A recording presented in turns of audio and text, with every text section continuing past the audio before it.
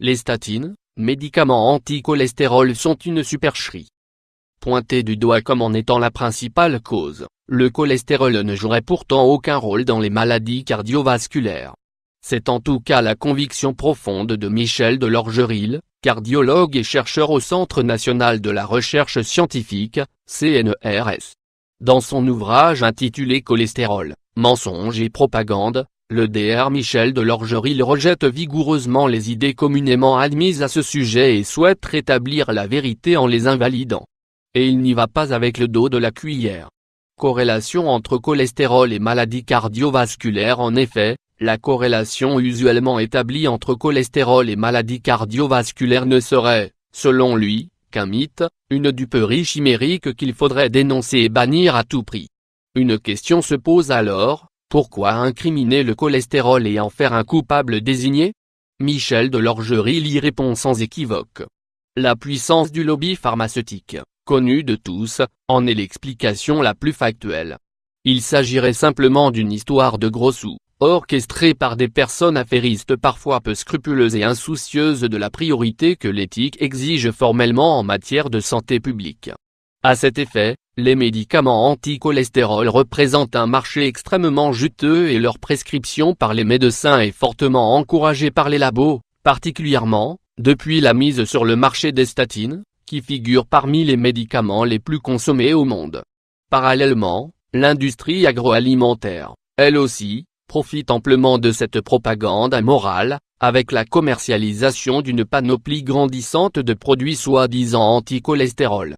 Ainsi, utilisée pour optimiser la cholestérolémie, la statine a pourtant été à maintes reprises sur la sellette et a fait l'objet de multiples controverses quant à sa présumée efficacité, qui n'a d'ailleurs été relayée par aucune étude véritablement impartiale.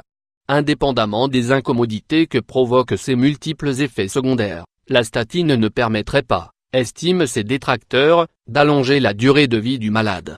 Si Michel Delorgeril tire à boulet rouge sur ce médicament, c'est parce qu'il conteste les dangers imputés au cholestérol et estime illusoire de penser que la théorie qui lui est attribuée repose sur des faits rationnels.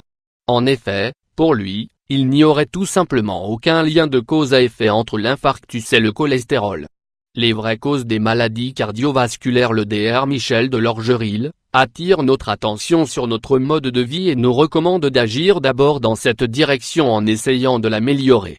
Aussi, afin de se prémunir au mieux contre les maladies cardiovasculaires, il est primordial, selon lui, de s'attaquer en priorité aux véritables facteurs de risque que sont, entre autres, le tabagisme, la mauvaise alimentation et la sédentarité.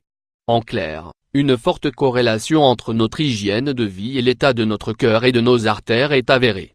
La guerre déclarée au cholestérol ne doit pas occulter cette réalité. Que pensent les professionnels de la thèse prônée par ce cardiologue rebelle? Le monde médical est, en partie, sceptique quant aux méfaits sur la santé attribués au cholestérol d'après, ainsi que sur l'utilité des statines. Bon nombre de médecins ont pleinement conscience que les doutes exprimés par Michel Delorgeril sont fondés, et certains souscrivent même à sa théorie et en deviennent partisans. Pourtant, peu parmi eux abordent la question. Dès lors, nous sommes en droit de nous interroger. Pourquoi la majorité des praticiens affiche-t-elle un tel mutisme, incompréhensible de prime abord? Pourquoi ne tire-t-on pas la sonnette d'alarme? Le sujet serait-il sensible à ce point? Selon Michel Delorgeril, hormis le fait que l'accessibilité aux médias est plus compliquée qu'il n'y paraît, très peu de cardiologues et même de généralistes s'hasarderaient à rompre le silence, les premiers pour éviter de s'attirer les foudres de l'industrie pharmaceutique, les seconds afin de ne pas se mettre à dos les spécialistes, qui ne verraient pas d'un bon œil le probable manque à gagner induit par une telle démarche.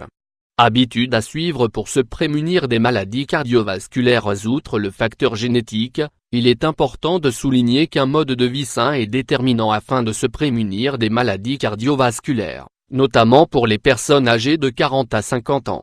À cet effet, certaines habitudes sont à suivre comme avoir un poids corporel idéal, éviter la consommation de boissons alcoolisées, réduire la consommation de gras saturés, exercer une activité physique régulière, éviter le tabagisme. Il n'y a pas de secret, une santé saine dépend de l'adoption d'une bonne hygiène de vie.